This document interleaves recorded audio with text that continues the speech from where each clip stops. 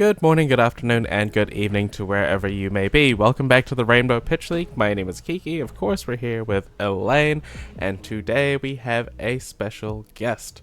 So, Mercy is here on your screen now. She is the inaugural Rainbow Pitch League champion. She is the world's 2024 finalist, and she is the next great flesh and blood hero you all deserve and would love to hear about. So, Mercy, could you tell us a little bit about yourself, please? Hi. Also, I'm thrilled to be here. Thank you for having me. It's been a dream since I saw the Pitch Perfect pod to one day be on it. So thank you. A little bit about myself. So yeah, I'm Mercy. I hail from Colorado in the United States. We have a great FAB scene down here. I work as a software engineer for a living, and I got into FAB about two and a half years ago. Yeah. And I love cats. Fantastic. We're all about cats here, as you can see. But before we get into the crux of this whole interview sort of situation, as per usual, we have a couple little segments. We'll start off with our shoutouts for this week. So, firstly, Elaine, if you'd like to let us know the first shoutout for the week. Oh my gosh, okay, for our listener viewers, my cat just bit my face, but anyway. First, we have a really exciting shout out. It's that Erica Forslav won the Battle Hardened Florence on Blitz Battle Hardened, so congratulations. Mm-hmm. We've showcased her rather a couple times on the Rainbow Pitch League at this point, and this event she chose to pick up Blaze, as you mentioned. Very popular, very powerful hero in the Blitz format. So yes, congratulations to Erica. And then secondly, we have Liv of LivNT and TCG fame, who we've shouted out a couple times now. She has released another video about Kraken's Ether Vein. Very exciting, very kind of interesting kind of look into these like very specific cards. So very cool, very excited about that one. But also she's just hit 1K subscribers, which is a pretty big milestone for a Flesh and Blood content creator. So congratulations to her, shout outs to her. Yeah, great to see what she's up to. Looking forward to seeing more stuff. Okay, so a moment to recollect my words. We have our weeks in Flesh and Blood. This is a section where we just talk about what we've kind of been doing throughout the week recently regarding the game. So, Mercy, would you like to start us off telling us a little bit about how your week in Flesh and Blood has gone? Or maybe how your life since Worlds has gone, because we're going to go deep into that, hopefully. Sure, yeah. This week, I've been doing a lot of online practice games for Calling Portland. But we just had an awesome armory locally last night, celebrating two locals' birthdays, and it's the last armory for someone who basically built the FAB community there. So very just emotional armory all around. We drafted heavy hitters. Someone donated 2 Japanese heavy hitters boxes to our prize pool. It was a great event. Beautiful. That sounds like a great time. Sad, cathartic, but great. Mm-hmm. Elaine, have you had much in the Flesh and Blood world happen for you this week? No, not this week. I was out of town after Japan unexpectedly, so I didn't get to play any Flesh and Blood, and then I've been back, but I came back to finals, so no, not for me, not this week. Kind of likewise. All I've done is play a singular game against a friend who was just looking to have a fun time, and then I proceeded to just Florian all over him, I guess. So, I had fun in the one game I've played this week. It sounds like Mercy probably had the most productive Flesh and Blood week out of us. But, that's okay. That feels unsurprising, yeah. I'm gonna get my words okay. But when we were getting into this, this is happening basically just before my armory starts, this being this recording. So I was just like, yeah, I can skip armory, it's fine. And Mercy was like, no, you can't skip your armory. I'm like, trust me, it's okay. I've been to 5 this year. So unsurprised that we had a quiet week on the Flesh and Blood front here. Okay, let's fix my posture and let's start getting into you, Mercy. Like, this episode's about you. Like I've mentioned before, you were our very first Rainbow Pitch League champion. You're a Worlds finalist, and I'm sure you have a plethora of other achievements as well.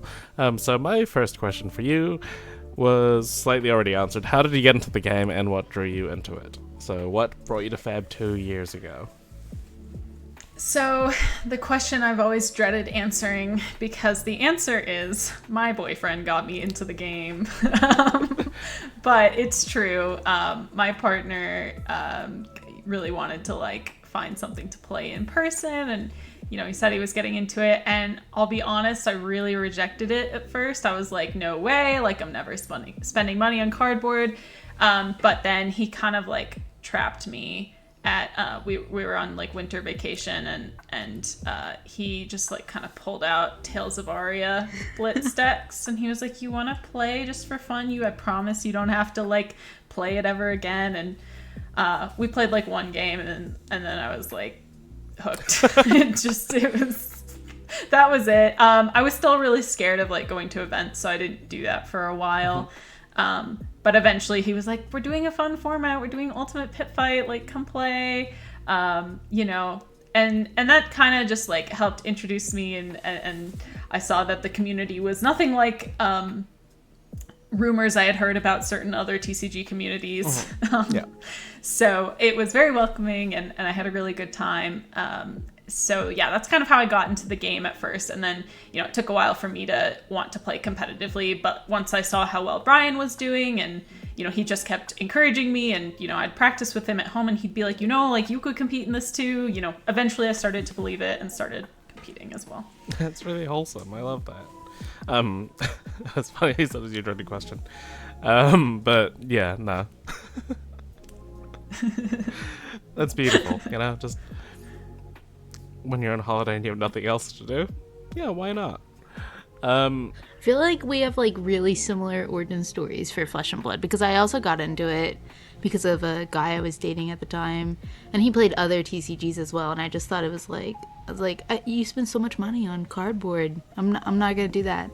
And then fell into Fab. Once I found a deck that I loved, it was like, I'm just addicted now.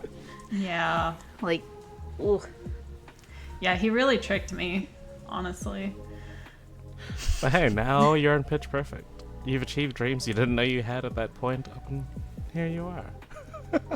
It's true. He's always been my biggest supporter, and I owe him a lot for that, even if he had to use subversive methods to get me into the game. Shout out to your partner, who's specifically not going to come into the room during the next hour or so. Yes. So you mentioned community, and obviously one of the biggest communities in our sort of world is the Rainbow Pitch League community. So again, our inaugural champion, and you also participated in the second one. We should probably make you one of our bounties for the third one, now that I think about it. Completely skip my mind for the second one, but you should definitely be in our third one, assuming there's a third one. We've never announced one, but maybe I'm speaking ahead of myself. But regardless, how has the sort of like community, either from like the Rainbow Pitch League or just the Flesh and Blood community as a whole, kind of like influenced you and who you've become as a person?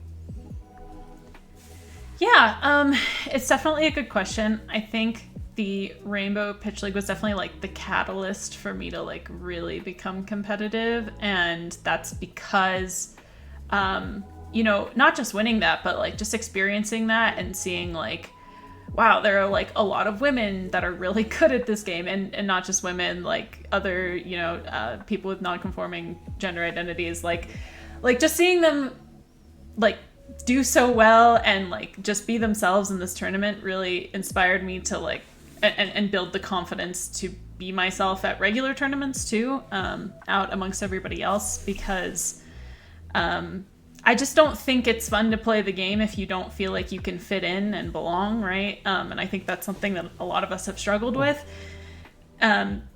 so just seeing that like we had a dedicated place in the community, and especially seeing how many people who didn't participate in the league supported the league, like that was a big thing, because it showed that like other people in the community do care about this and think this is a cool thing and like are our allies, right? Yeah. So it definitely shaped me in that way of like, I just got to know the community better as a whole, and that helped me kind of come out of my shell more. And, you know, it also just, it opened up opportunities for me, like winning the league. I, you know, was able to join a competitive team for the first time, and people started occasionally recognizing me at events, which was always really fun, and like, you know, gave me like a little confidence boost. I remember like, I think it was calling, I think I have my timeline right, otherwise my memory is just like totally messed up, but I think it was at the calling at US Nats that year in Las Vegas. I like sat down across from like Taylor Crawford, who had just won like a battle hardened on Lexi, and so I know who he was, because I was very into Lexi, and he like sat down and he's like, you like won the Rainbow Pitch League, right? And I was like, oh my god, like, you know, this person who won a thing knows who I am, like that's wild. Also, sorry, yeah, if I have that wrong, you know, Taylor Crawford's a great guy, so I'm sure he would have said something like that if he did know who I was anyway, so hopefully the spirit of it is correct. I'm pretty sure it was him, but yeah, but that was like a great experience of just like starting to get recognized. People are more willing to like talk to you, like less likely to ignore you, which, you know, is never a great feeling.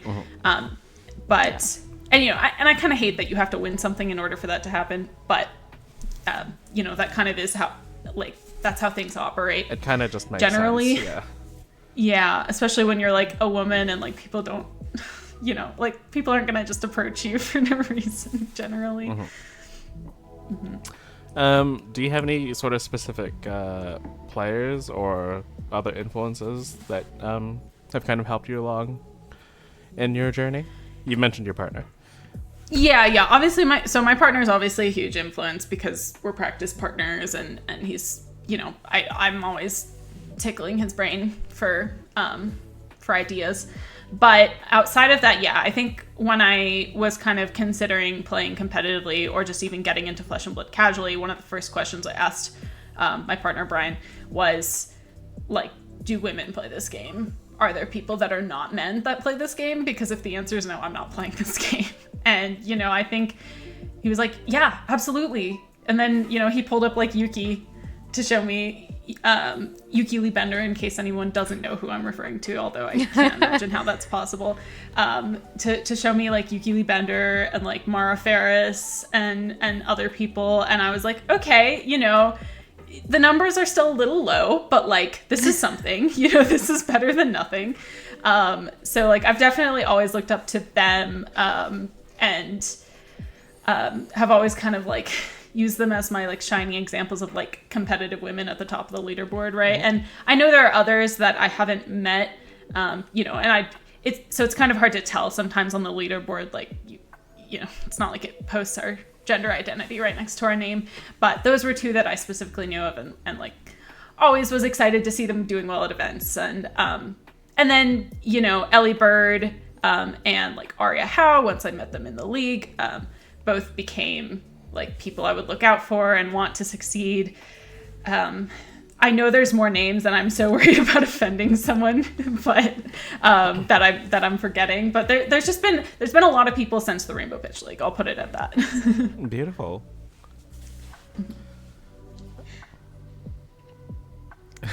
Okay, I just want to say real quick, like hearing you speak about the league just is like it fills me with like so much pride, especially seeing like all these people, you know, like yourself and then other people that you're naming though. Like it just fills me with so much pride that you met some of these people through the league and then also contribute so much to the league. Like I feel like such a, I don't know,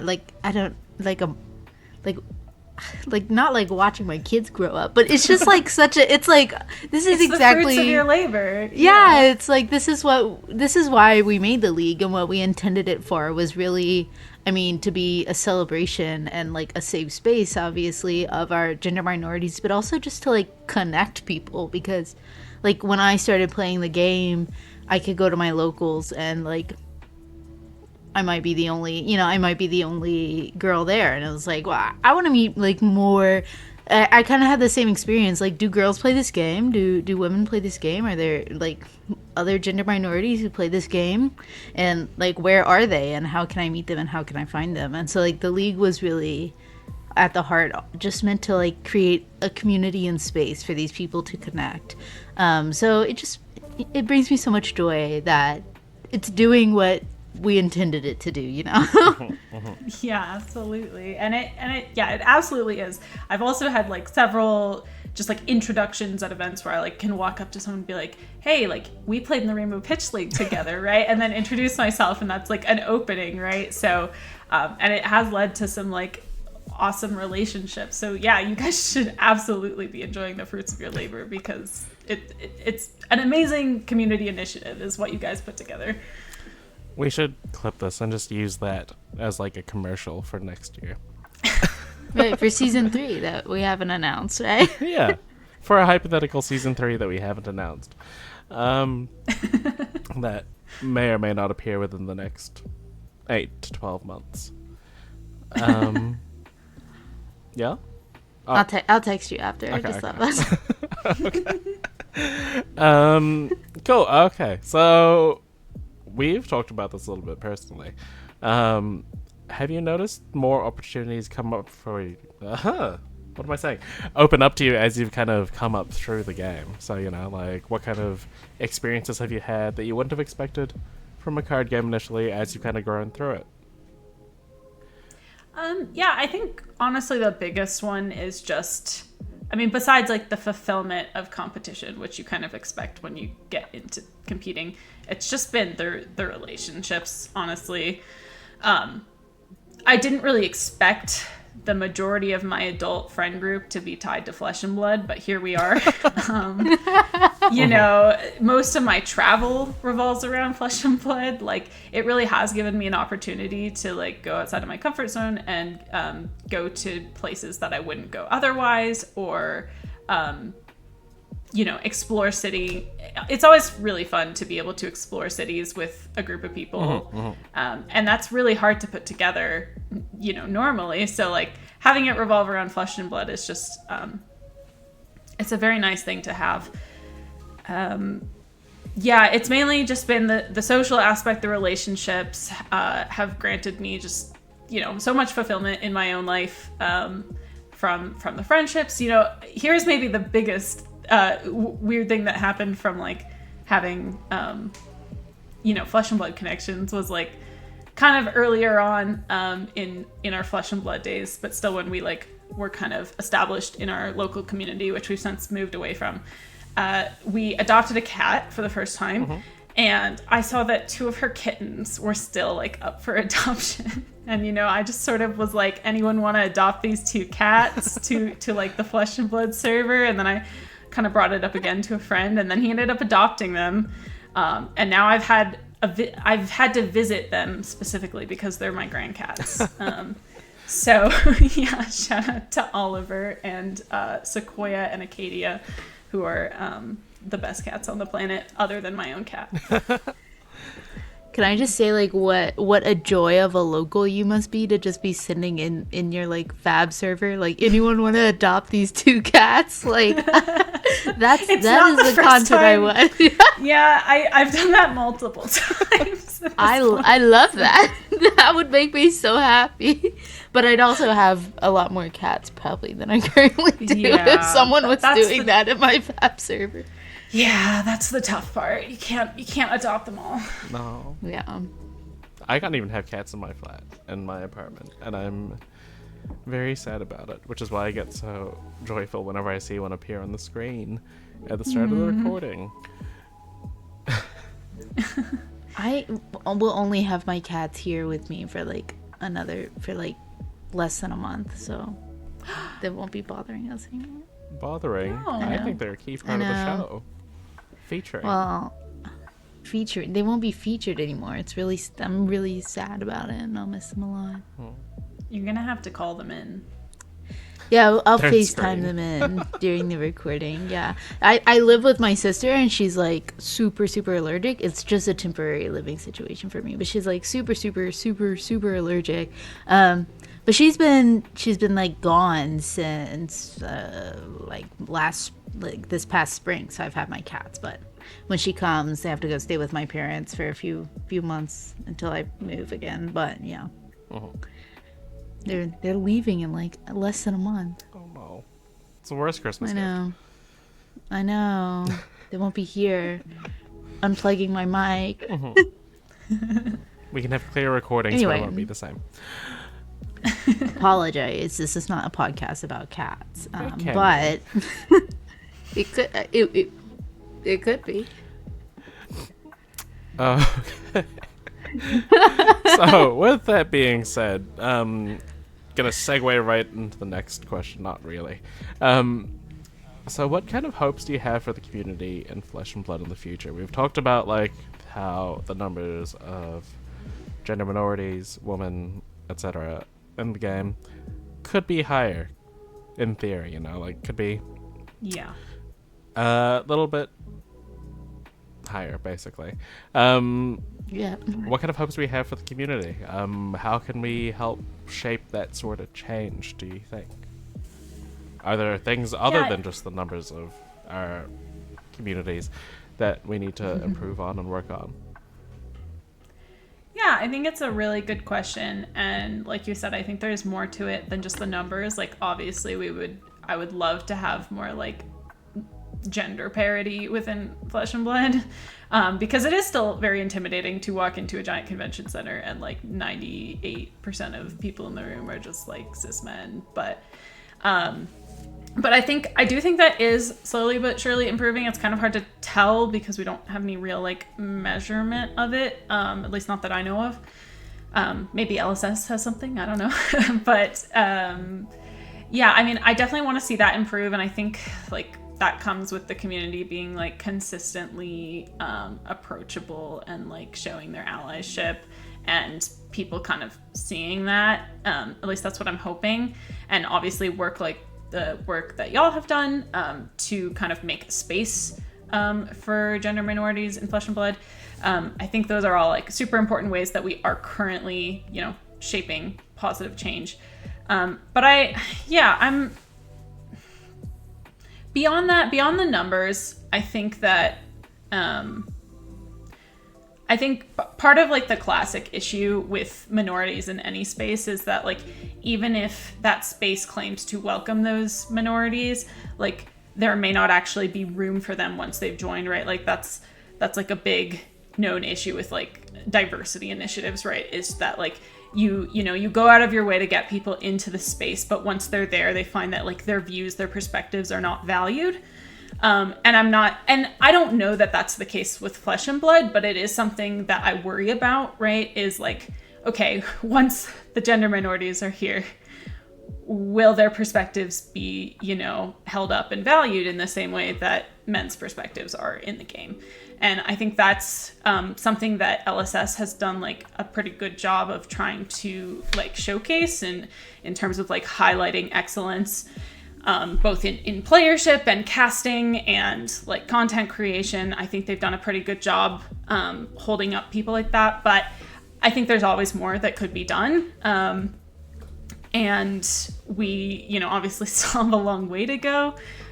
It's also a matter of like the actual people in the community. Are they going to agree with that, right? Because I think there are people in the Flesh and Blood community that are very hostile to ideas like that, very hostile to the idea that we should have more, you know, more women, more gender minorities. And that's really unfortunate. I think those voices are mostly drowned out, but they're, you know, they're still there.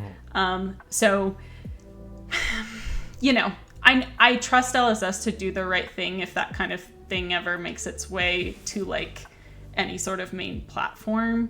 You know, I don't think they're just gonna sit by and like let that permeate, but it is something I worry about. Yeah. But sorry, not to go towards like the negative pessimistic view.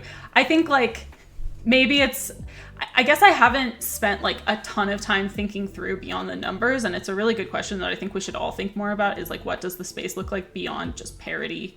of like people. Yeah, no, for sure. Like, it's all well and good to have more people in the community. Don't get me wrong, would love that. But like you said, like the kind of, I guess, how much respect do they get given once they're in the community? How much space do we allow as a whole? Do we give the new people coming in? Yeah, these are all not easy questions to answer spontaneously in a podcast. Yeah, I think that you brought up a lot of really good points, and like especially about like will the values of minority groups be respected in the same way that like cis men will, and it's a conversation like Kiki and I have had where a lot of the times you'll see people from other TCGs like notice how diverse and accepting the Flesh and Blood community is or can be, and they're like, hey, what's, you know, like they'll make comments about it, which is like a really great thing, and it's both like, I don't know, it's weird, it's like really validating to be like, oh, like we're doing a good job, because sometimes it can get like, you know, there are some days where you get down and it's like, is anything that we're doing even like helping or making a difference, and like, you know, like what's the point? Everyone has those days, so it's like really validating to see people like acknowledge it, but also at the same time it feels like, I don't know, it can almost feel bad, because it's like, well, we're not really doing anything super special over here in the Flesh and Blood community, but right, like we're just trying to be like, hey, don't like accept gender minorities, right? It feels very like baseline, and so then the fact that like it can be so praised feels like strange. I don't know, it's like a weird balance, because it's like, well, there's so much more that we could be doing to just like make this a better space, and so I don't know, it's a weird balance of like accepting and acknowledging that we're doing like really well, while also acknowledging that like we could be doing and always should be doing like better. I don't know. It's also really interesting just to expand on that a little bit, like the idea that what we're doing is baseline for like general society, right? Like, it's so weird that we kind of have to do that here. But then if you look at like the historical kind of experiences of TCG, trading card game cultures, it's never been great. Or like in gaming in general, right? Like not even just trading card games, but in gaming in general, spaces for women and gender non-conforming people within them historically haven't been great, I guess. So like, I guess contextually it's great, but realistically it's kind of just not good enough, I guess, still. Yeah. Basically there's always more work that can be done. Somehow we'll just need to figure that out somehow. Yeah. I think that Mercy also said something, not even, you didn't even say it when answering this question, but you said it in a, like, early on in the recording, and it was just like, oh, I like, you know, the fact that you won something and you felt like this new, like, place in the community, and you were like, I don't necessarily like how you have to, like, win something to feel that way.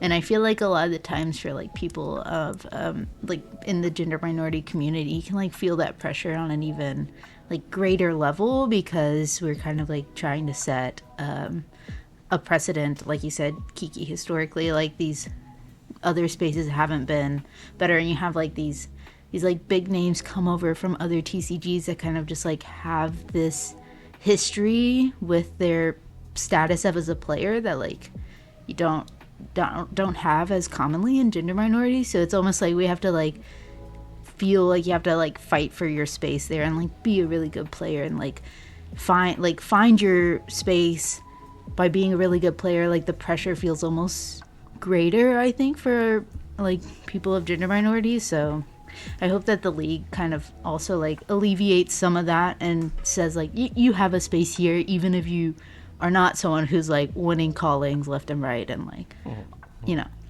Yeah, that actually reminded me of an initiative I think that is really simple that anyone could do that I think would improve our community in this way and not, help alleviate that pressure of like, in order for people not to ignore me when we're standing in a group, like I need to win something, right?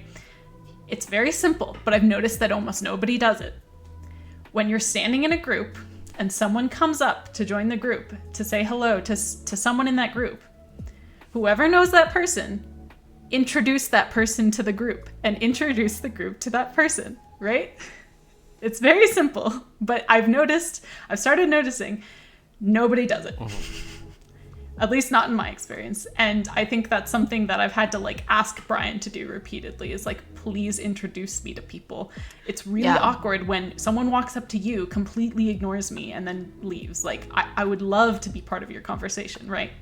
It's that simple. Yeah, that's true. That happens a lot. And also in introducing people, like I always try and use people's like names because I know like in my early days in the space, I was kind of known as like so-and-so's girlfriend. And like, it kind of like takes away, it makes you feel even more like isolated from the community. So just like introducing someone like as their name, not like their relation to someone else, like whether it's girlfriend, boyfriend, friend, partner, whatever, their name, I feel like it's a really simple thing.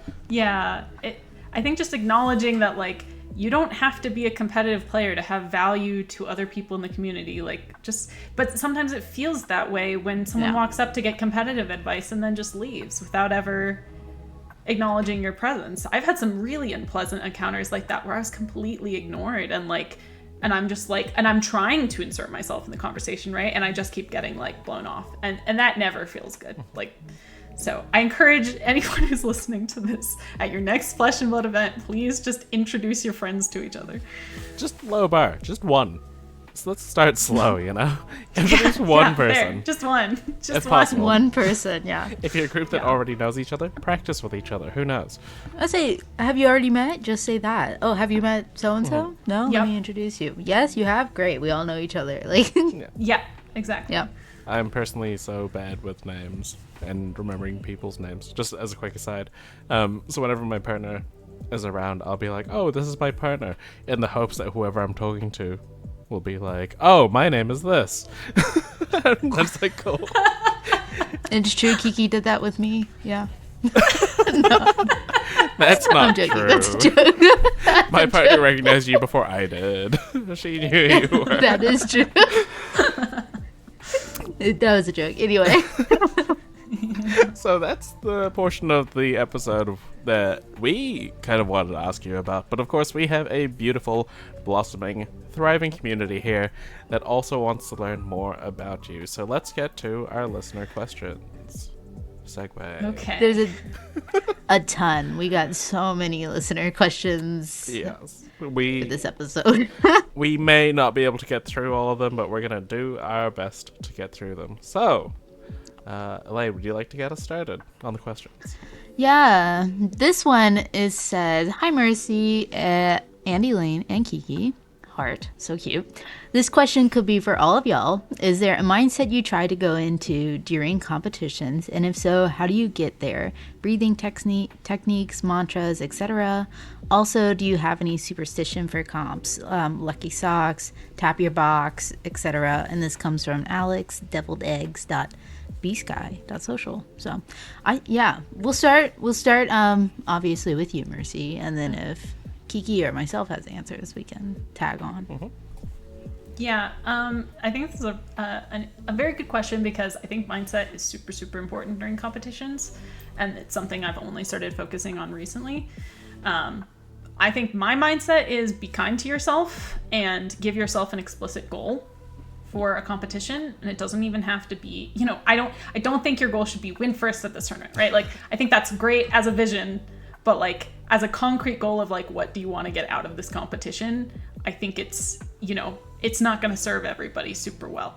So for me personally, like for example, at the calling in Minneapolis, my goal for that tournament was step outside of my comfort zone by playing a deck archetype that I wouldn't normally play and be okay with the results. Literally, the goal is be okay with the results. And that's part of the being kind to yourself. So I think that's super, super important because, like, you're not gonna, like, I'm gonna sound a little bit like a primary school teacher, but, like, the growth mindset is very important, in my opinion. And if you're just, like, trashing yourself internally because you're not getting the results you want, you're not gonna get better. Mm-hmm. Yeah. So that's my answer for the mantra part, at least. I don't know about, or like the mindset part. What about y'all? I'm pretty similar. I got to a point at the second or third New Zealand Nationals where I had 3 win-ins to get to top 8, and I lost all 3 of them. And I just, like, this event was at a large sporting stadium, so I just sat by myself in the seats of this large stadium by myself and just broke down. And eventually my friend came up and they found me after like 5 minutes, whatever, and then like comforted me. And then later that night I was just like, I probably am not mentally fit enough to try to take this game that seriously. Like, I need to chill and remind myself why I'm here, who my friends are, what I'm doing exactly at this event. It's not to say, you know, I don't want to win, but like you said, like, be kind to myself, not have the expectation to win every event. So my mindset going to events now is basically just like, remember why I'm there, I guess, which is the people. Like, it's all good and well to be good at a game, but ultimately I went to Japan because I wanted to hang out with people like y'all, not because I wanted to become world champion as such. But I guess that's my mindset. Yeah, mine. So like I guess it's my mindset just as a general approach to Flesh and Blood right now is very similar to Kiki, because I used to play this game like take it a lot more seriously than I do now, because I am a very competitive person. Like, I am someone who, like, I don't like to do something unless I know I'm going to do well. Like, I can be hyper competitive. It's a little scary. So now when I play Flesh and Blood, because I know I don't have like the time to dedicate towards testing and stuff, and I found myself getting like really frustrated with the fact that I was a casual player now and not a competitive player, just because of school and life. So I kind of have to like remind myself, same way like with you, Kiki, of like why I'm here and why I like this space and why I like this community. And it doesn't have to be about competitiveness. But back when I did play more competitively, I would get like very anxious ahead of time. And I remember I started like playing Flesh and Blood on like a Tuesday, and then I went to a ProQuest on a Saturday, and I did pretty well. I think I ended it with like a positive record, and so I was like, it gave me like some excitement, and it gave me some like excitement and encouragement to like keep playing the game. So the next Saturday I went to a ProQuest, and that week I played so much Flesh and Blood, and I tested every matchup I had lost from the previous week. And I got there and I was trying to figure out my sideboard, and I just was like doing my deck registration, trying to figure this out, and just started like bawling at the table. I was just like so anxious and scared. And one of my locals walked in and he was like, what's going on? And I was like, I don't know a sideboard for this. I don't know how to sideboard for this game. I don't even know how to play this game. And he was like, you do know how to play this game. Like, let's sit down and figure out your sideboard. And like, you're good at this game. You know how to play this game. Like, take a few deep breaths, go on a walk, do whatever you need. But like, you know how to play this game. So I was just like bawling, and I went into the bathroom and I was just like looking at myself in the mirror, and I was like, you know how to play this game. Like, you know, just play the game. Like, just play the game. You know how the game works. All you have to do is sit down and play the game. And then I did like really I did really well at the ProQuest, and I was really proud of myself, and I won all the matchups that I had tested all week. And ever since then, when I get like really nervous about competitive events, I just go in the bathroom and like look at the mirror, and I'm like, you know how to play the game. Like, just trust yourself. You know how to play this game. So that's my, like, in a competitive mindset, it's really just like I have to go talk to myself and be like, just trust your instincts, because you're ready for this moment. You know how to play the game. It's okay. Quickly, I forgot there was that portion of this question as well, in regards to what do you do between, to get yourself into that mindset. If I'm feeling super stressed between rounds or whatever after a game, I will practice cursive handwriting. It's just a real niche thing, but I just really like cursive handwriting, so I'll just sit there and like a lot of the time after I play a game, I'll write a couple little notes about like what went wrong, what I can do, what went right, if I won a game due to some luck instead of skill, so on and so forth. Make little notes, and I will often just use that as a chance to practice cursive handwriting. More than anything. It's just kind of fun for me. That's how I decompress in tournaments, so I don't get too stressed. That's really cute, actually. Might have to start doing that. Okay, so the second part of the question was superstitions. So, Mercy, do you have any superstitions around competitive tournaments?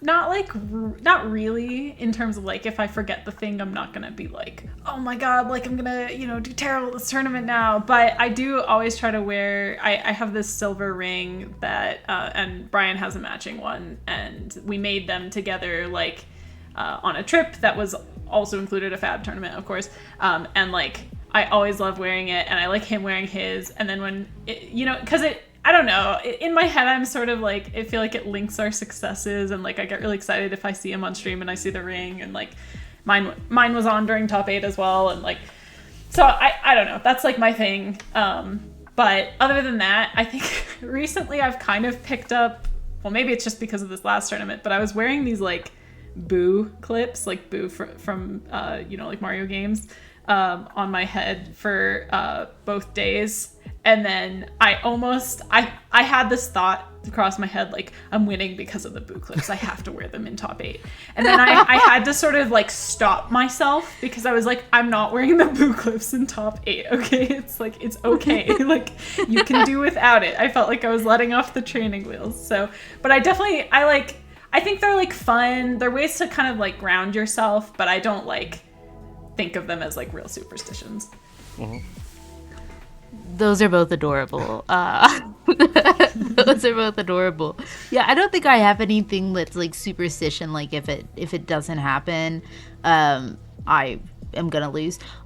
Although actually, when I was like playing competitively, it was pickles, and that's how I became known as like the pickle reputation that I have today. It was just like, I have to have pickles. It was because the first like battle harden I went to, I placed like I don't know, I placed top 20 at the very first battle harden I played in. I had been playing the game for like a month, and I was so unprepared to go to a tournament, and I was just like, okay, what do I need to bring, like how is this gonna go?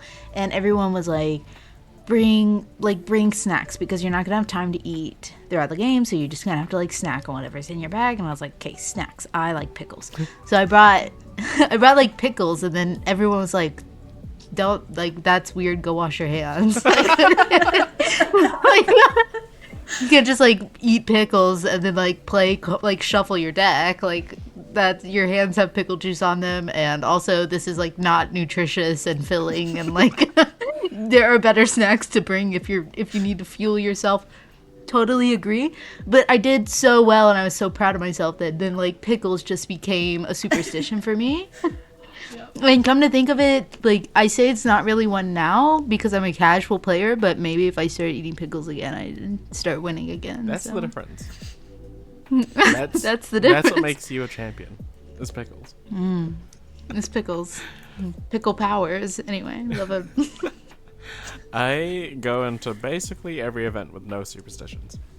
And then I leave every event with more than I came with.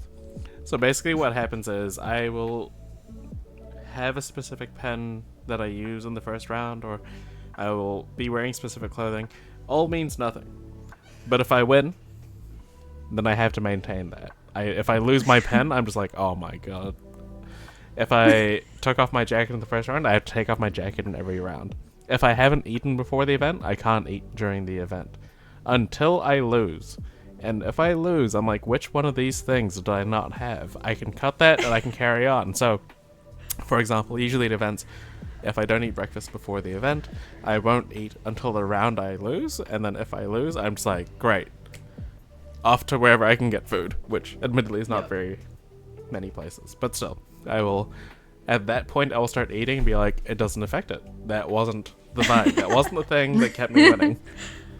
So that's okay. There was one event where I went to the bathroom before the first round, and then I ended up having to go to the bathroom between rounds, like, I think it was 6 times that day.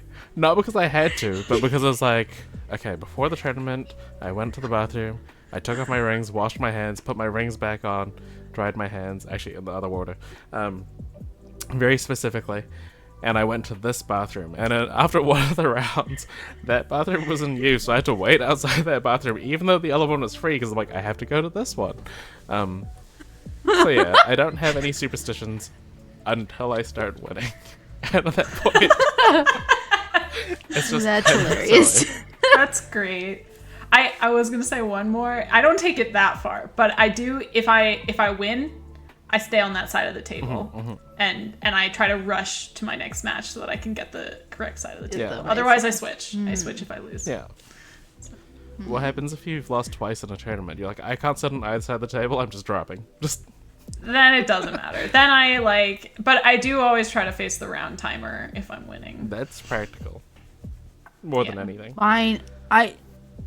Another, like, if I sit down round 1 and then my opponent is like, do you want a high roll or and then I lose the dice roll, I'm like, I'm switching to odds evens, like, no more high rolling today. Or the opposite, right? Like, depending on how the dice roll of the first round goes, I'm like, okay, we're either doing this dice roll method the whole tournament, or we're switching it if I lose it, you know? Yeah.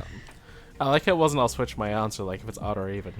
No, we're just using a whole different game. We just use the method. Scratch the method. I don't want it. Round 3, we're playing Yahtzee to decide who starts. Like,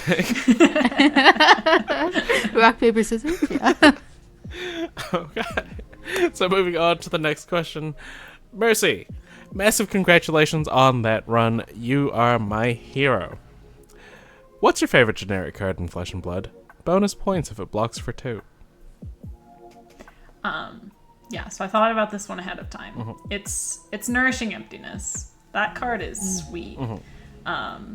It kind of like hits that perfect line for me of like, it's very strong, but it has significant deck building constraints. So it feels really satisfying when you can actually play it, and people aren't always expecting it. So I played. I really like Kasai, which you'll hear more about later maybe, but I love that you can play Nourishing in Kasai because you're not running other attack actions really, and even if you are, you can banish them from your graveyard. So it's just like, it feels like, I don't know, like Chef's Kiss. Great card. Doesn't block for 2 though, sorry to disappoint. I forgot to mention that was from Greg at Darth Social, who I'm starting to get the feeling is just his favorite question to ask everyone. This is not the first time I've seen this question specifically, including the bonus points. Yeah. Also, Nourishing Emptiness, I have run 2 in a deck during a sealed format. This was in the calling that I came second in. And my opponent was shook. Because on turn 0, I played a Nourishing Emptiness in the Prism Mirror, and he took 3, I drew 5 cards, and then he attacked me with his Angel, and I'm like, I'm gonna pop it with this Nourishing Emptiness. And he was like, didn't you just play that? I'm like, no, the first one is foil, and the look on his face, just, he felt so defeated. It's like, isn't it a Majestic? It is a Majestic.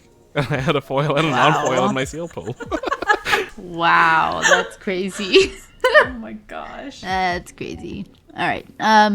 Our next question comes from Erica Forslav at ericaforslav.bsky.social, and says, have you played any other card games competitively? Very impressed by your run. Congratulations once again.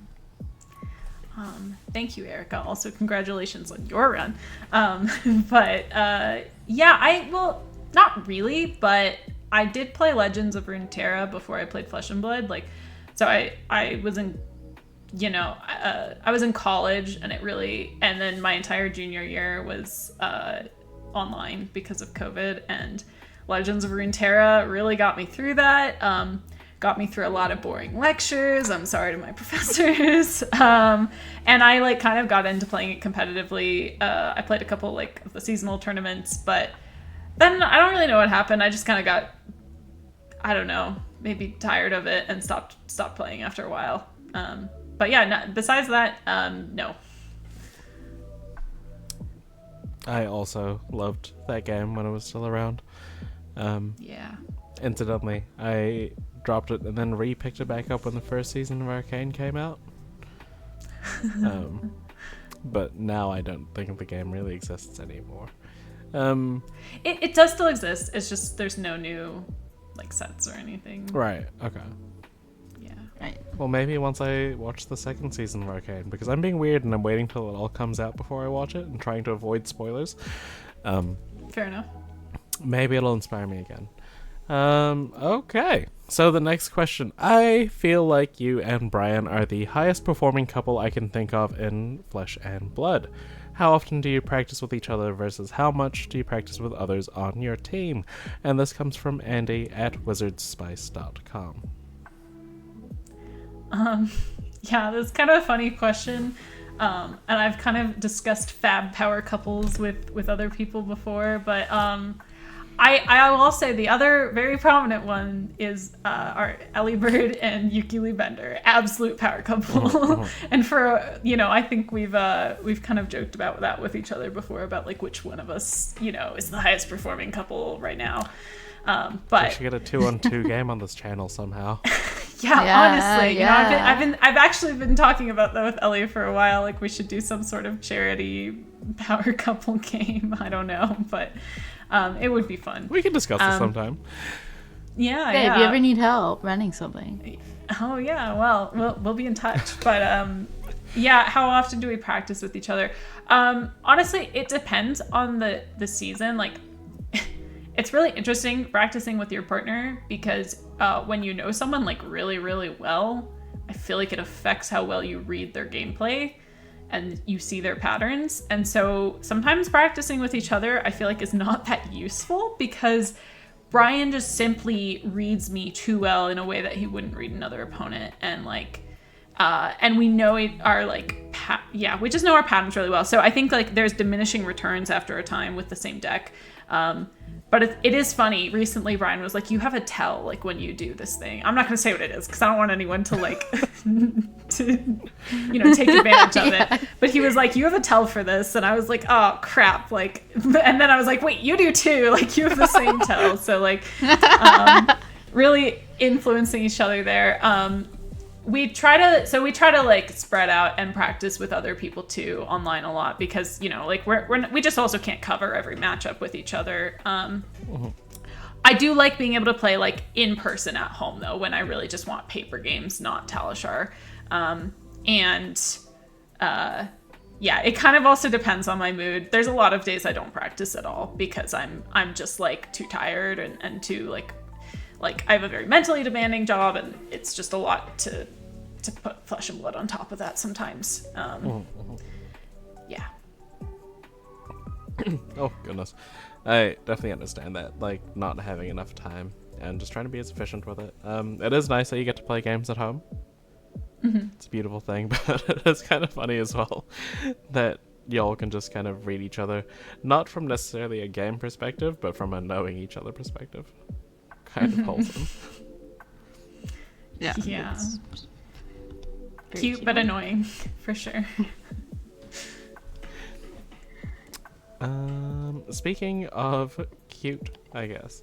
Moving on to the next one. It's how much time do you dedicate to training and how many cats do you have pics or didn't happen? We'll put the pics up on the actual video portion of this.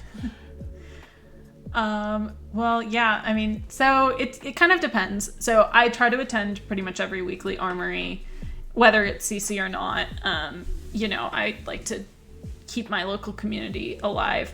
Beyond that, if we're not in a competitive season, I don't tend to practice that much. I kind of wait until like the few weeks before an event, which I feel like is pretty typical. But I don't always, I mean, there are some events that I don't prepare very much for at all, which I've talked about a little bit with regards to Worlds.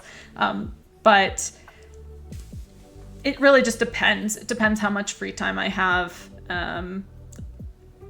This week, for example, I have been going really hard. I feel like I'm trying to ride the momentum of Worlds and trying to like really earn a top finish, hopefully, by like really practicing matchups that I was lucky to like not run into at Worlds, but that I'm not feeling great about, whatever. So I've been practicing with like 3 or 4 games a night for the last week, but that is not typical for me. Yeah. Maybe it will be more typical from now on. We'll see. On the grind. Now they have to maintain this sort of status as the number 1 ranked ELO player. Yeah, no, I'm going to Portland to donate ELO and rip the Band-Aid off. That is not staying. And the second part of that question, how many cats do I have? Just one. Mm-hmm. She's beautiful. Her name is Calypso. I love her so much. Yeah, and we will show that. We'll put a picture at some point. All right, we have these questions come from biosupdate.bsky.social. It's like 2 questions, but I'll just read them. What was one of the biggest lessons you learned that helped you improve at the game? And also, when you win a game, is it because you showed your opponents mercy or no mercy? Yeah, this is a good question. I had to think about this one for a while. I think there are a lot of lessons I think you can learn, but I think a really big one that goes a long way towards just improving is kind of realizing that like the people that are performing well don't necessarily know any better than you, and asking questions is extremely necessary to improving. So like I know this happened to me a lot early on before I was super competitive. Like I would watch Brian play games and I would feel like I don't want to look stupid by asking why he did that instead of, why he did X instead of Y. But eventually, like, I started asking those questions, right? Because I was curious. And, half the time it's like, oh, I did X instead of Y because of this other consideration, blah, blah, blah. And that really helps me start, like, expanding how I look at the game. And then the other half of the time it's like, oh, wait, yeah, why did I do that instead of that? Like, you saw the better play there, right? And so... Right. Both are really like the second one's really validating and nice and helps you like encourage you to keep asking more questions. But the first one is like the part where you get your learnings. And I think like, since the beginning of time, basically, right? Like humans learn in community. That is generally how we learn. It's very hard to like play this game competitively in isolation. I don't know anybody that does it. And that's what teams are for, right? Like you have to be on equal footing and you have to be unafraid to ask questions. And I would not don't silence your inner voice just because you think you might look stupid. Yeah. It's really good advice, yeah. Beautiful stuff. Second part of that question. Oh. It depends. Mm-hmm, mm-hmm. Sometimes it's because I'm showing them mercy that I beat them. Mm-hmm. Sometimes they just, they need to be mercy killed. Other times, I just have to be ruthless. So it's, no mercy. Mm-hmm. Really just depends. I definitely thought you were gonna like take that away. Like you make plays that are so unique, you're showing them mercy, like yourself. Like this is a play that I would make, and that's why I'm winning. That was I bet you've never that gotten would have been that a more clever answer. Unfortunately, I did not think of it. Well, again, another congratulations here from this listener. Congratulations on such a fantastic showing. How do you personally handle the mental and physical drain of a long tournament run? What would you recommend to players not accustomed to multi-day tournaments? And how did you adjust to the pace of playing on FAB's biggest stage? From Uncrowned Jewels. Yeah, this is also a very good question. I'm going to answer this question with the disclaimer that I still haven't figured this out.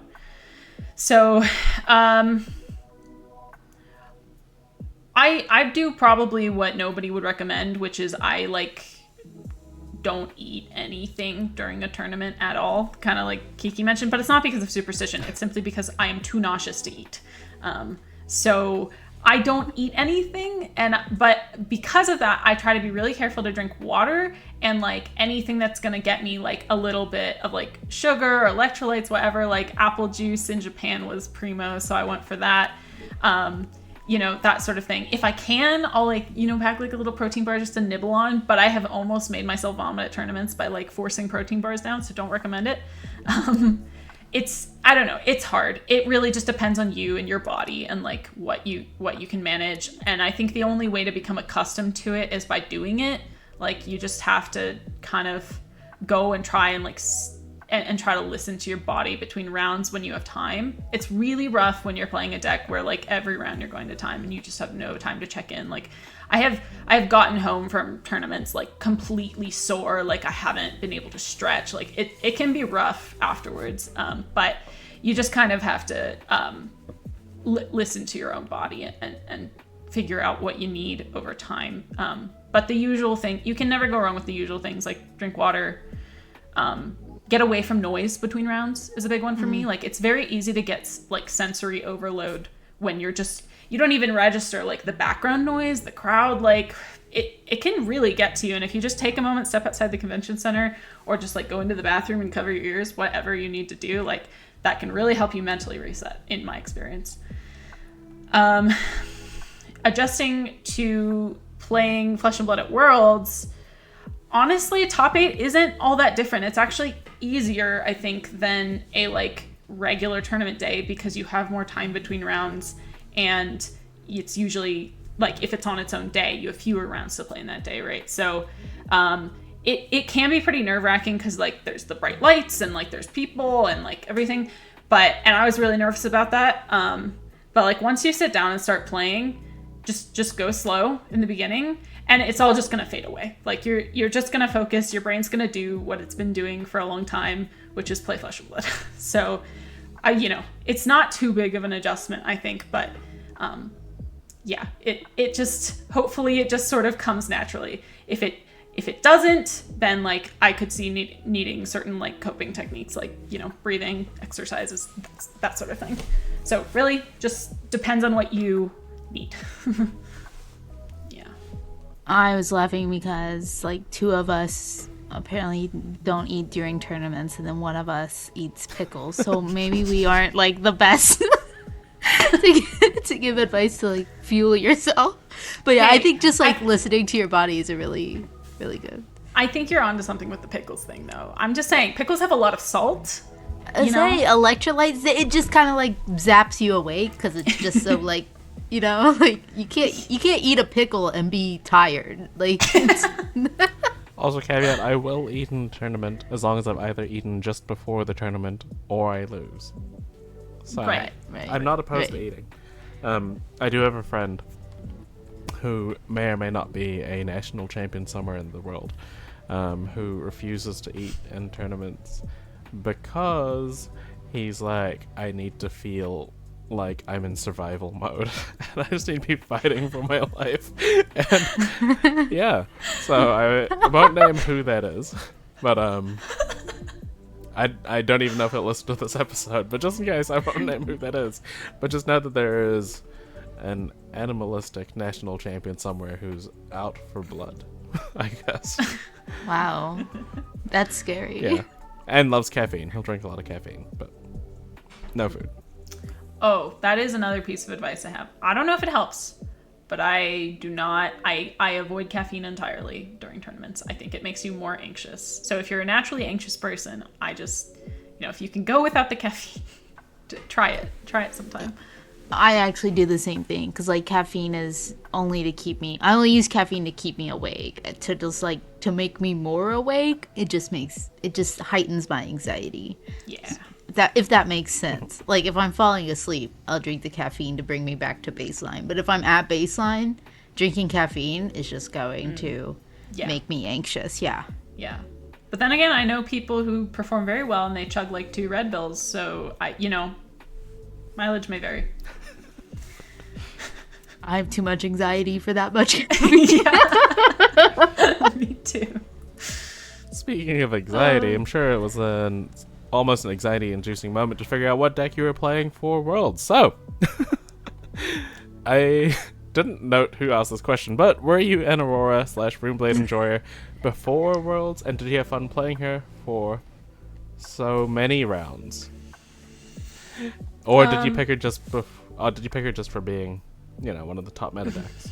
What? Wow, I feel very called out. But no, I've never played Runeblade before Aurora, if I'm being quite honest. I've never even picked up like Viserai for CC or anything.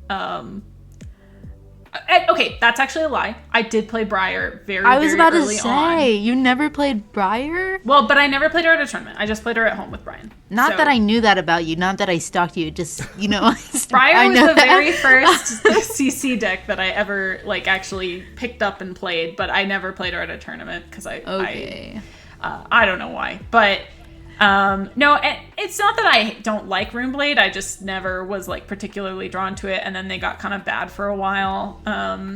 So, no, I was not an enjoyer before. I picked her because I thought she was really good in the meta, and my friend had a deck list, for it. So that's kind of it. And also because, like, I really do enjoy playing aggro because I like to think a lot, and I like to have breaks between my rounds. So playing a deck that goes fast so that I can go slow is really nice. But yeah. I think there was another part to this question. What's your favorite hero and class? Yeah. It's actually Warrior. I really like Kasai. Kasai is like my homegirl. I didn't play her in Blitz, but when they came out with the CC version of her, I was just like hooked. And I have to admit, it's really sad to see how far she's like fallen in the meta, even though like it feels like she should be good. Okay, but are you excited for the Hunted then? I am excited, but I have to admit, my deck choices are I like to play pretty women in Flesh and Blood. I feel like a lot of our listeners is not do. a pretty woman. So but maybe there's Warrior, but there's more Warrior cards coming no matter what. Yes, I'm excited to see the new Warrior cards for sure. I think we all play pretty women actually. Now that I'm thinking about it, like I like Dorinthia, I like Kasai, and I like Briar. Yeah. Actually, my favorite deck at the moment is Florian, but okay, low key. But you have Dash, and you're known for Prism. Florian really has androgynous vibes, to be fair. Yes, I think we can all agree that Florian's an androgynous hottie. So actually, I ran into this with the. Wait, I'll tell you this story after. Okay. I have to tell you, Mercy, this story afterwards. Okay. Anyway, sorry. Forget I said anything. Yeah, this channel isn't strictly not for children, but there's still some standards we have to maybe maintain. I'm not quite sure what Elaine's getting at here. No. It was I was gonna tell a story about someone, and then I was like, I won't just like randomly on stream, right, blast this person on a podcast. You're not gonna reveal their animalistic tendencies at tournaments to not eat. To feel right, exactly, yeah. But yeah, I love Kasai. I don't know. I just like, maybe I don't like Warrior in general. I just like Kasai, to be honest. I mean, Dory's cool. I've never played Dory though, to be honest. Yeah, Dory's cool. It was Pro Tour LA, like watching Josh Lau and Max play Dory. It was just like, it made me fall in love with the class all over again, because watching someone who's really good at Warrior play Warrior is like, to me, it's like reading poetry. Like it's just so beautiful. Like I love it so much. I really love it. Anyway, do we have time for more questions, or should we wrap it up? How much more time do y'all have? I'm gonna go to sleep after this. Truth be told. I have up to 30 more minutes. Okay. I'm chilling. I'm just doing a lot of homework today, aside from this. Okay, let's power through these last questions. All right. Well, yeah, there's not many, and we can go through these fast. Yeah. Okay, this one comes from sigmaardos.bsky.social. I don't. Are there any underdog classes or archetypes you would like to see improved, have a chance at winning high tier events? Yes. I mean, I think there's a lot of things you could say. Obviously, I'm sad that like Warrior is not that good right now, but I'm, not going to talk about that too much because the Hunted is coming out soon, and like, I think they'll have their time to shine again. I think two heroes that still really haven't had a time to shine are like Vincent and Bolton. And I think like the mechanic of like taxing your hand, like taxing cards from your hand just to use your like, you know, actual mechanic is really interesting. And I know a lot of people have called it fundamentally flawed, but I'd like to see that become not true. I'd like LSFs to prove once and for all that this is not a fundamentally flawed mechanic. Because I don't think that it is. And, you know, I think it's something that like they've become they're very close to like just being completely cracked, I think. And like just need a little bit more. And who knows, maybe we'll see Vincent coming out strong at Calling Portland this weekend. Who knows? Like she's been pretty, you know, I've heard whispers she might be kind of good this meta. Yeah, I watched like ahead of Worlds, I watched a lot of Vincent testing, and I was really surprised to see what these Vincent decks were doing. So yeah, I agree. Yeah, I lost a game to a Vincent as Florian, a game that I thought I was going to easily just kind of win, just straight up, and then yeah, Vincent was rolling me. I'm just like, oh yeah, like she's very strong. I think like there are definitely matchups that are really favored for her, but she runs into the Runeblade problem sometimes of just like losing to herself. So I just want to see her become consistent, and I want like a really good pilot to pick her up and play her, and I think we're gonna see that at Calling Portland. Wink wink. It's not me, but you'll see a very good player. There we go. There you have it. Also, fingers crossed that this episode doesn't go up before Portland, and now I've When's like Portland? leaked the. I can't remember. Portland's this weekend. It's tomorrow. This is going to happen after. Yeah, that. no, That's right. this episode should come out like the Tuesday before Thanksgiving. Anyway. Okay, then you know, like I'm just The Wednesday. I'm just saying I have a called shot here, Vincent in top 8. Okay. Okay. All Very right. spicy. We'll edit it out if that doesn't happen. Yeah. I appreciate it. We're gonna actually can we upload just this in record 3 one of hours. every? Can we just record one of like every hero, and you can just Yeah. like Yeah, we cut can in just the put one the that one- yeah. Yeah. So if you could say Bolton now, real perfect. quick.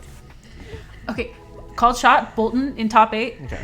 Cool. Now if you just Got give it, me got it. who's next? I don't know. Betsy. I can't go that far. I'm sorry. Well, That's too far. in that case, could you do us the favor of telling us the best meal you had in Osaka from Frank at thelazydog.bsky.social, one of my children. I'm afraid this is going to be extremely disappointing because I barely ate anything. I barely ate anything while in Osaka, and then we moved on cities. So I'm really sorry, but it's literally just conveni chicken. It's convenience store chicken. Okay. Yummy chicky. Heavy chicky. That was like my meal after every tournament day. Yeah. Yeah, me too. Kiki Yeah. and I had like the same answer. We had so many questions about meals we ate in Osaka, and we were both like, we didn't really eat anyway. So I'm sorry. Yeah, I kept on winning, and no, I didn't. That's not even true. I wasn't winning at all in Worlds, but it's just We just have. yeah.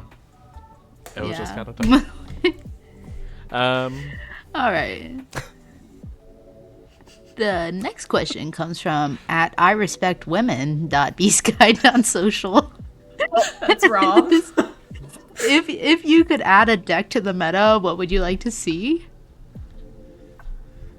Okay, I didn't think of an answer to this one ahead of time. I don't know if he means like a brand new hero or like something that already exists. Okay. Give us I don't a know hero either, that you don't but- think is good enough to win, that you'd like to see to win. You basically said Bolton earlier. Yeah, actually, I have a different answer for this Okay. one. And then give us a living It's a legend hero that's as well. good. It's a hero that's good. Okay. And she's not living legend yet. It's Enigma, but it's not normal Enigma. I want to see people bringing Amulet cash out Enigma with 3 visits. Okay. So, like a combo style, make a whole bunch of spectre shields, cash them. No. all out. No? No. So 3 visits. 3 visits says. It's for each card in your pitch set, right? Each blue? Yes. Yeah. So what you do is you play a bunch of talismans and amulets on your board, right? Yeah. And then you wait. Yeah. And then you cash out, so you make a bunch of silver, and then you just pitch blues to the silver, keep drawing blues, go through half your deck, and suddenly you've got like 10, 20 cards and blue cards in pitch, and you just swing 3 visits and kill them in one turn. I like how you want to play Melody in Classic Constructed, basically. I don't know what Melody does. That's her, like, in her precon deck thing for the UPF precon, whatever. Her win condition is legitimately creating a whole bunch of currency tokens, sacrificing them, and attacking with this one card that gets +2 for each card in your pitch zone. Okay, well, there you go. Yeah, I want to see, and it also, like, cash out, the Talisman cash out blend, you've played a lot of decks, so I've seen people do, like, the meme builds with other heroes, too. I just want to see someone actually bring it to a tournament and, like, win a round or 2. At Battlehard in Portland, top 8. That's right. Win a round or 2. I don't know that that's necessarily called making it meta, but yeah. Okay, sorry. Yeah, no, I mean, I don't know if it would actually be a very pleasant meta, but I think like it would be really funny. So okay, fair enough. All right, we've got just 3 more questions to get through. So okay, so what is your 81st favorite card, Flesh and Blood? This comes from Morgan at softc.bsky.social. Now, for those that are confused, because apparently this is a point of contention, the 81st favorite card doesn't refer to name 80 cards first and then what's your 81st, because we don't have time for that. Nobody does. It's referring to what's your favorite card that's almost good enough to make your deck, or will make your deck sometimes but isn't always a guarantee. So you can't call something like an E-Strike your 81st favorite card. You can't call something like a Oaken Old, if you're a Jarl player, to come up as your 81st favorite card, because these are just like auto includes. If it's a consideration for your deck, it's definitely in kind of situation. So with that being said, what is your 81st favorite Flesh and Blood card in your decks? I worded that badly. You know, I had a different answer originally for this, and I think I've just thought of a better one, but I'm not going to look at Aurora because, to be honest, I feel like her 80 is really solid right now, and I don't really have it for her.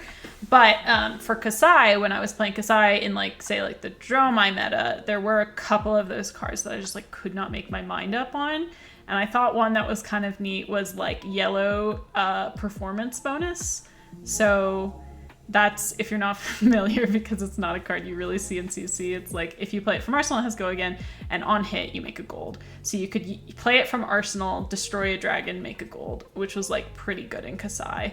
But like I was always like wishy-washy. I'm like, is this too cute? Like I played it a couple times and liked it, but it's just like a dead, it's purely for Dromai, which was, kind of a famously hard matchup for Kasai. So I'd say that's like my 81st favorite card.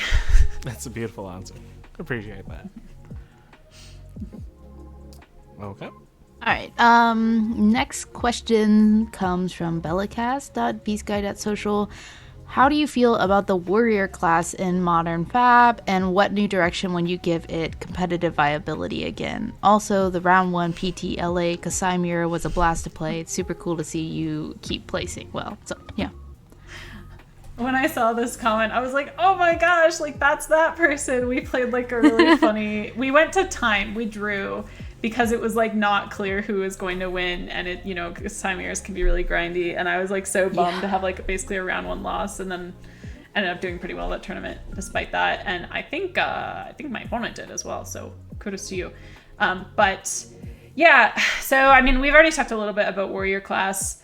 I think like the biggest thing keeping warrior out of the meta right now is just illusionist. It's Enigma. Like even Dromai was kind of playable, didn't keep Kasai out because she was preying on other decks, and Dromai was still like playable. Like there were Dromai matches I still won. Enigma feels like completely unplayable. You just have no answers to anything because you need to hit, and she never lets you hit. So, I think, like, I was pretty excited when I saw, like, Jagged Edge as a card, which was spoiled recently. Like, you can't prevent this damage or whatever. But I think part of the problem, like, it's just going to be a matter of, like, are those answers going to be, are they going to lower the power level of the deck as a whole? Like, having to include too many sideboard slots for illusionists is always really annoying. And so I think just like a greater variety of cards that maybe like grant you more effects. Like I would love to see some more weapons that aren't just Centauri sabers. I love how like with all the assassin daggers, like a lot of them end up in the sideboard and can be very viable, right? Because it just depends on who you're playing. Like I would love to have that option for Kasai, not just have sabers. And no, I don't count Hot Streak. So Perry Blade. I don't think either of us are like Hot Streak people. I think we've maybe indirectly had this conversation. But I totally, as a Kasai player, totally agree with everything that you said. And we have one final question we can do, which honestly I think is like perfect question to wrap it up, which comes from Carlos at carlosggfab.bsky.social, our Fabricatorium. Is winning the world championship next year in the USA a real goal for you now? I want to just say yes, but I haven't thought about it. I think I have to wait and see when I get there. Like, I want to say yes. I would love to run it back and do even better than last year. But the reality is other things might take priority in my life. And, there's room for other people to do that. I think I would love to see somebody else from our community take first next year. Doesn't have to be me. Yeah. Well put. Beautifully done. Well, with that being said, I believe that's all the time we have for questions and kind of this as a whole. It's been a wonderful experience to have you alongside us. You had some great answers rather, to our questions. It's been a lot of fun. So before we close off, is there anything you want to shout out, last things you want to say, anything you want to promote?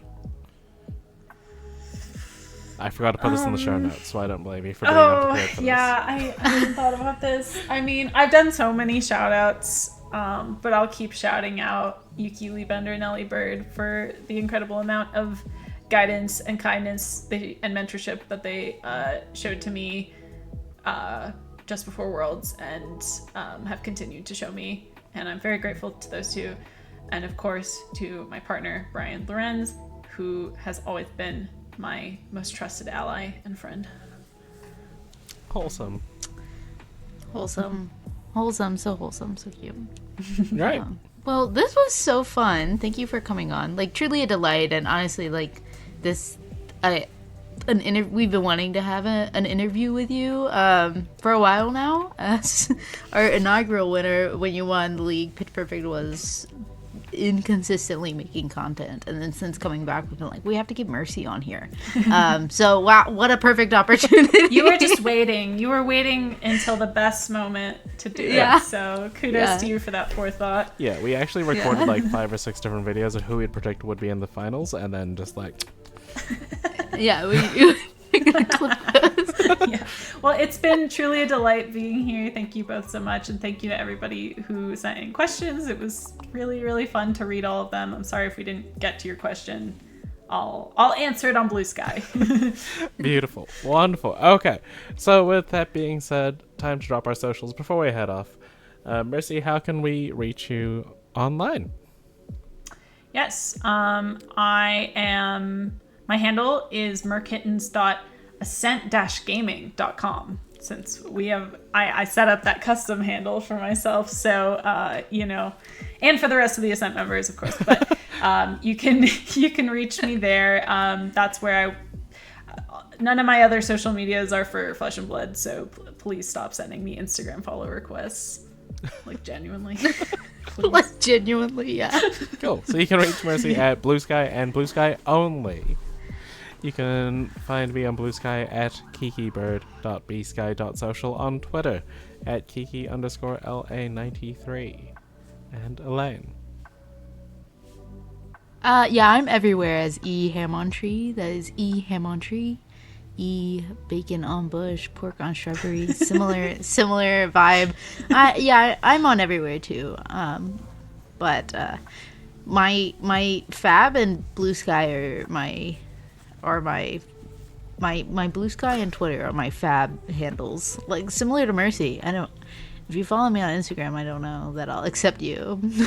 Just putting it out there, I got a accept request. No, the other way around. I got my request accepted. So I'm pretty cool. To follow On Instagram? To follow Lane? Yeah. Yeah, I mean, I do sometimes accept people. No, I'm special. Me specifically. I I rate above Japanese toilets. I just want you to know that. You do. I did say that. I was like, he's the one person who raves above Japanese toilets. I love Japanese Anyway. toilets too. I'm Right? Yeah. Like, I miss a lot. I miss like Kiki, Japanese toilets, all my other FAB friends. So on that note, thank you for listening, and we will look. No, you will look. We look forward to seeing you on future episodes. So goodbye. Bye.